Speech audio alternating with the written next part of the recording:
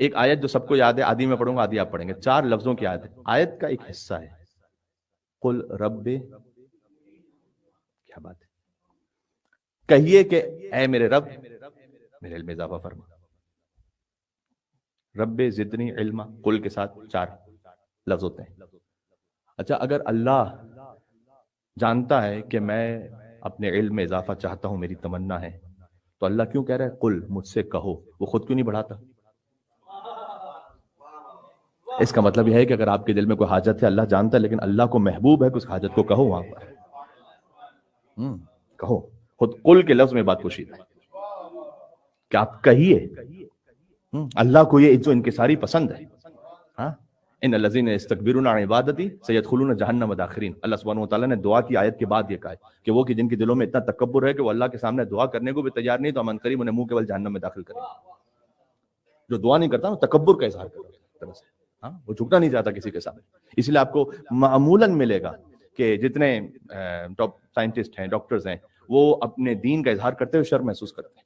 اس لیے کہ تکبر ہے، ہم کیوں جھکیں، ہم خود اتنے بڑے کہ ہم کیوں جھکیں، چاہے اللہ ہی کے سامنے جھکنا، ہم نہیں جھکیں گے۔ تو ایک ایروگنس ہے یہاں پر، تو اللہ کہتا ہے کل، سب سے پہلے تو کہو، اپنی عاجزی کا اظہار کرو، رب زدنی علما، رب، خود یہ رب کا اظہار جو اللہ سبحانہ وتعالیٰ نے کہا نا، رب کے ذریعے سے دعا مانگو، حدیث میں آیا کہ جو 10 مرتبہ یا رب کہے، اللہ سبحانہ وتعالیٰ کہتا ہے لبیک یا عبدی، یا رب یا رب یا رب یا رب یا رب یا رب، آپ 10 مرتبہ کہیں، اللہ کہتا ہے لبیک یا عبدی، اے میرے بندے میں حاضر ہوں، بتا کیا چاہتا ہے۔ ایک سادہ سی آیت جو بظاہر ہمیں سادہ لگ رہی، کتنے علوم اس میں سے نکل رہے ہیں۔ زدنی علما،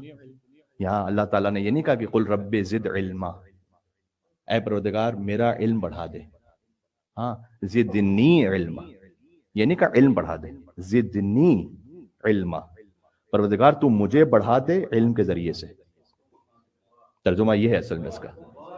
ہمارا معمولاً غلط ترجمہ ہوتا ہے، پروردگار میرے علم میں اضافہ فرما، نہ،